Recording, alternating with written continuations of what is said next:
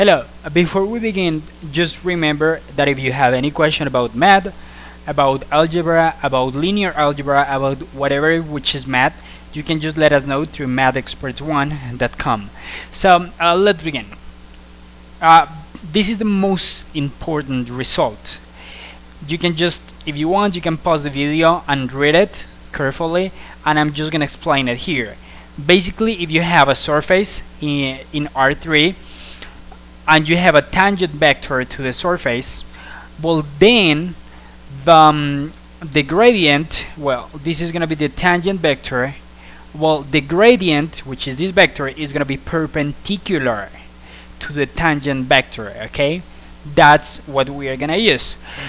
The only thing you just need to be careful about something, which is how we actually describe the surface in R3. We describe it as a level surface, which would be a function in R4, but we just find the level surface. So for example, this would be a function in R4, but when you find the level surface, that would be something in R3.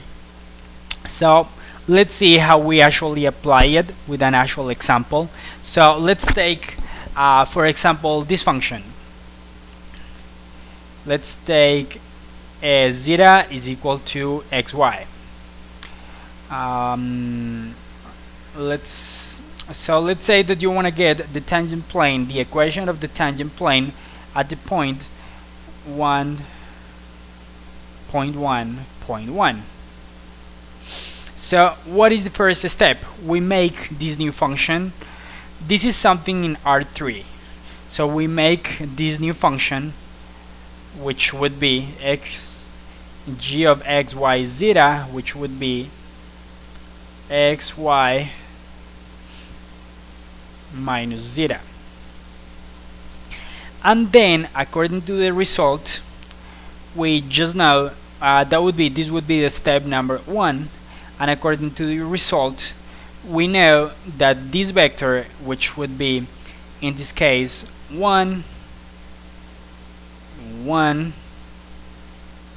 minus 1 times, and this is the dot product, x minus 1 y minus 1 zeta minus 1, this is gonna be equal to 0, and that's all you have to know.